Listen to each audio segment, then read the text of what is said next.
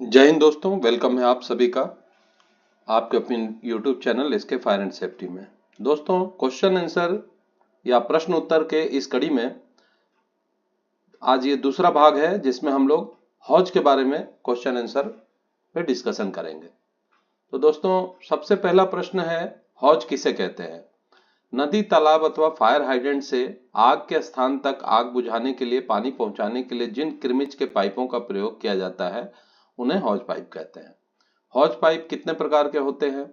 हौज pipe दो प्रकार के होते हैं। पानी के साधन से पंपिंग मशीन तक जिस पाइप को प्रयोग किया जाता है उसे सक्शन हौज पाइप कहते हैं। पंपिंग करने वाले मशीन से आग के स्थान तक जिन पाइपों द्वारा पानी पहुंचाया जाता है उन्हें डिलीवरी हौज कहते हैं। सामान्यतः सक्शन हौज पाइप को केवल सक्शन और डिलीवरी हौज पाइप को हौज पाइप कहकर पुकारते हैं। सक्शन पाइप की बनावट का वर्णन करें।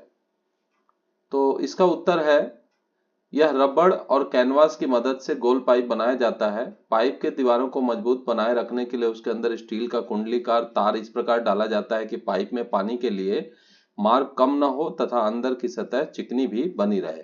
इस प्रकार बना हुआ पाइप अंदरूनी और बाहरी दोनों प्रकार के दबाव सह सकता है। इसे हाइड्रेंट के दबाव युक्त पानी के साथ प्रयोग कर सकते हैं तथा तालाब, नदी से कार्य करते समय इसके अंदर वैक्यूम बनाने पर यह वायुमंडल के दबाव को बिना चिपके सहन कर सकता है।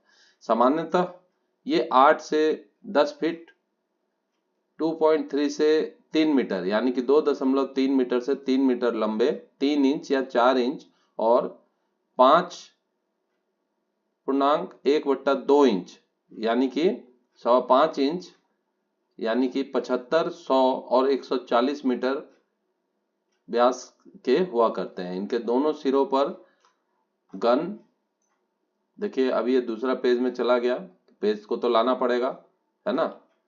तो हाँ, तो दूसरे सिरों पर गन मेटल या एल्युमिनियम के स्क्रू टाइप कपलिंग बंधी होती है जिनकी सहायता से इन्हें एक दूसरे से जोड़ा जा सकता है अथवा पंप में फिट किया जा सकता है। सक्शन की देखरेख किस प्रकार की जाती है? सक्शन को तालाब, टैंक आदि पर प्रयोग करते समय रस्सी का भी प्रयोग करना चाहिए। सक्शन पर खड़े मत होइए। प्रयोग के समय उसके सहारे उतरना चढ़ना भी नहीं चाहिए। सही नाप का व सही ढंग से सक्शन रेंज प्रयोग करें। प्रयोग के बाद सक्शन को साफ पानी से धोना चाहिए। सक्शन को कड़ी धूप में पड़ा नहीं रहने देना चाहिए। सक्शन कपलिंग को जमीन पर पटकना या घसीटना नहीं चाहिए।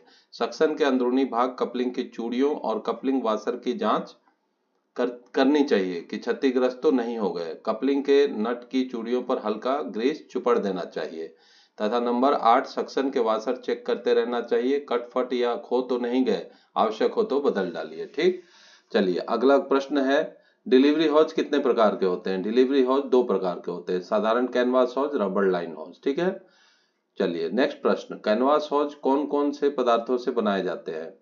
तो इसका उत्तर है, हौज बनाने में flax, hemp, ramie, cotton, jute और कृत्रिम रेशों, टेरिन और प्लास्टिक का प्रयोग किया जाता है।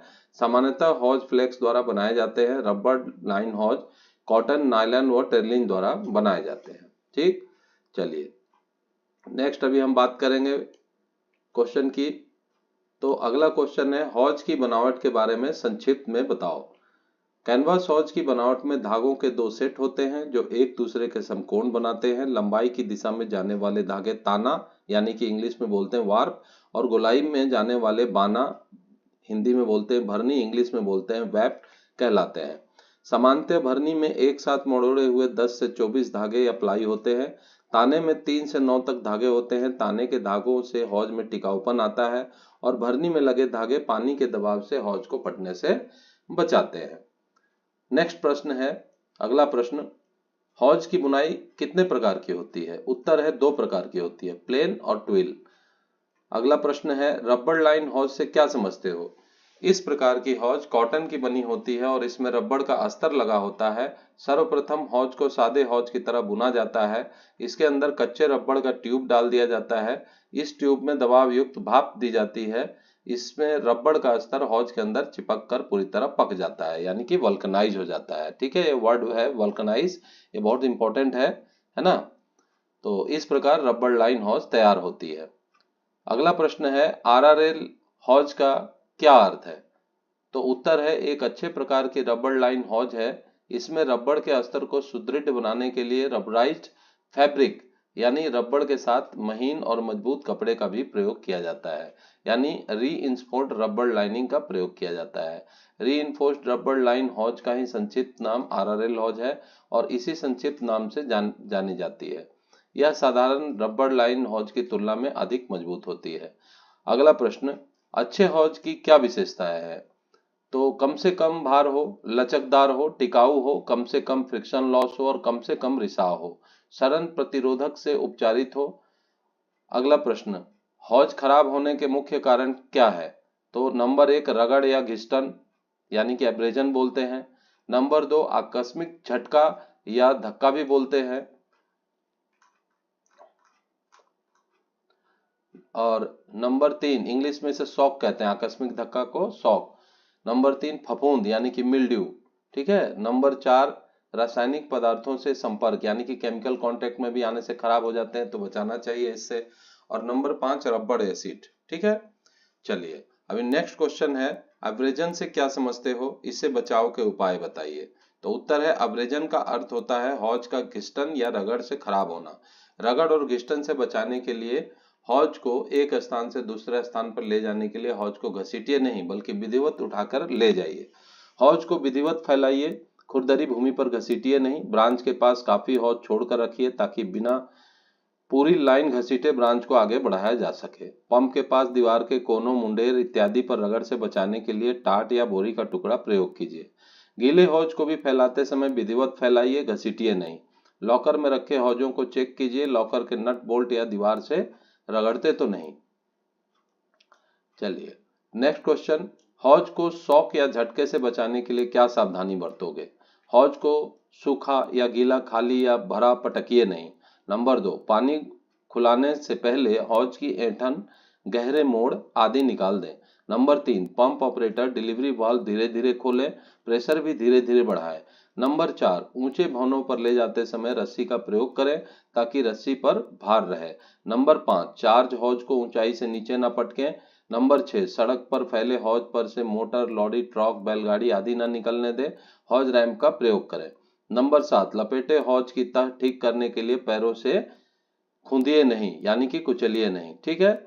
चलिए अभी हम लोग नेक्स्ट बात करेंगे।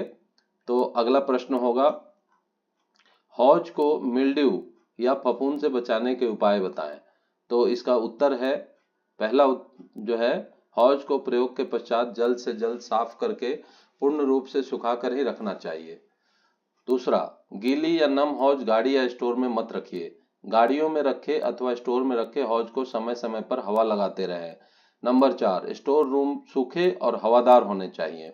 चलिए ये दोस्तों, ये जो प्रश्न है ये बहुत ही इंपॉर्टेंट प्रश्न है, कई सारे फायर के एग्जाम में ये आना ही आना है। ये रबड़ एसिड से आप क्या समझते हो? देखिए इसका उत्तर है, केवल रबड़ के अस्तर लगे हौज रबड़ एसिड द्वारा खराब होते हैं। रबड़ बनाने में सल्फर गंधक का प्रयोग किया जाता है। जब कभी प्रयोग के बाद रबड़ लाइन हौज के अंदर कहीं थोड़ा बहुत पानी रह जाता है और हौज को पानी सहित कुछ समय तक रखा रहने दिया जाता है, तो इस पानी के सूक्ष्माणु रबड़ में से गंधक निकालने लगते हैं। पानी में ये गंधक मिलकर कमजोर किस्म का गंधक का तेजाब बनाने लगता है, इसी को रबड़ एसिड कहते हैं। पानी धीरे धीरे सूखने लगता है, तब तेजाब की मात्रा बढ़ने लगती है।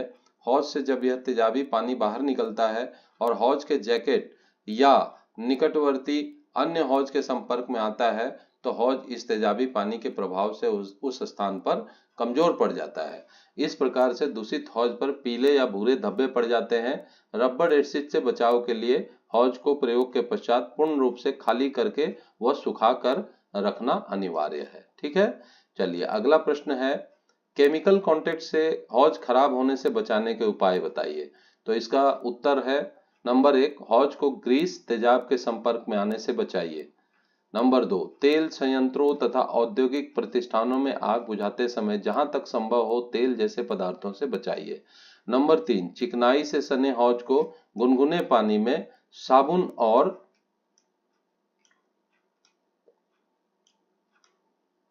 सोडा घोलकर अच्छी तरह रगड़कर साफ कीजिए, तत्पश्चात ठंडे पानी में खंगालिए। नंबर 4 चिपचिपाती रबड़, ग्रीस इत्यादि को लकड़ी के बुरादे से तथा नर्म ब्रश से साफ कीजिए। तेजाब या क्षार से दूषित हौज की साफ पानी में खंगालकर धुलवाइए। अगला प्रश्न, हॉज रील ट्यूबिंग से आप क्या समझते हो? उत्तर, हॉज रील में लगने वाला हॉज हॉज रील ट्यूबिंग कहलाता है। यह 3 बाई 4 इंच डायमीटर का न रिसने वाला हॉज होता है। सामान्यतः इसमें एक अंदर का ट्यूब या अस्तर होता है। अस्तर को मजबूत बनाने के लिए उस पर रबड़ चढ़े कपड़े की कई परतें घुमावदार लपेटी जाती हैं। उसके ऊपर घर्षण प्रतिरोधक रबड़ की एक खोल चढ़ा दी जाती है तथा इन सबको एक साथ पका दिया जाता है। यही हॉज पाइप एक रील पर लपेट दिया जाता है और हॉज रील ट्यूबिंग कहलाता है। ठीक, चलिए अगला प्रश्न है, सॉफ्ट सक्शन किसे कहते हैं?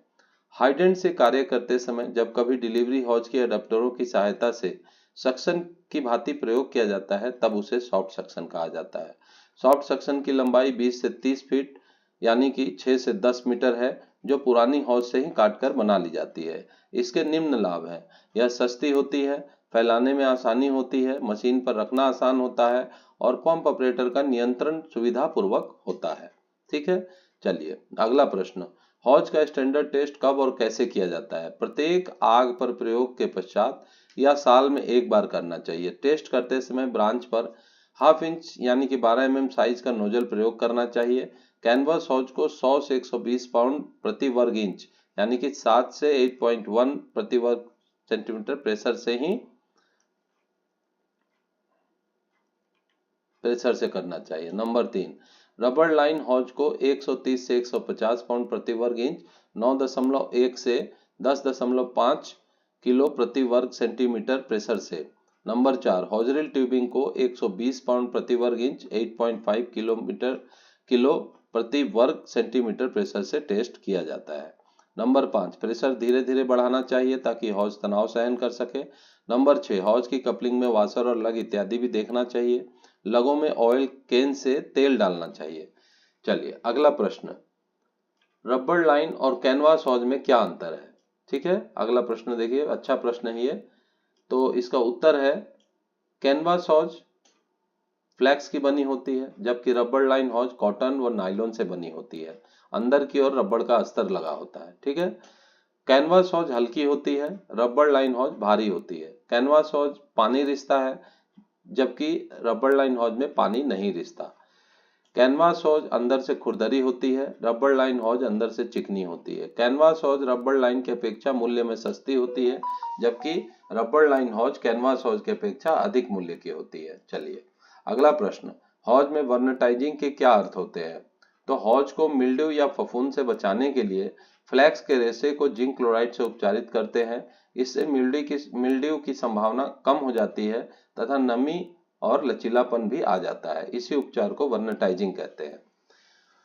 अगला प्रश्न, हौज में स्नेकिंग से क्या अर्थ होता है? जब हौज में से पानी दबाव के साथ जाता है उसके धागों में तनाव पड़ता है और हौज सांप की तरह टेढ़ा मेढ़ा हो जाता है। इसकी लंबाई भी कुछ बढ़ जाती है, इसी को स्नेकिंग कहते हैं। चलिए अगला प्रश्न, तो दोस्तों ये था हौज का, है ना। अब जो है नेक्स्ट भाग में हम लोग पढ़ेंगे हौज फिटिंग्स। ठीक है, तो अगला वीडियो जो है हौज फिटिंग्स पे रहेगा। आपको इसी तरीके से मेरे पास जितनी बुक है मैं सब आपको एक बार रीडिंग करा दूंगा, जो कि fireman, leading fireman, officer level की बेसिक क्वेश्चन को आप डिस्क्रिप्टिव टाइप में यानी विस्तृत रूप में लिखने की क्षमता प्राप्त कर लेंगे। ठीक है, वीडियो देखने के लिए धन्यवाद। चैनल को लाइक शेयर सब्सक्राइब करें, दूसरों को शेयर भी करें, हाई बटन भी प्रेस करना ना भूलें। धन्यवाद।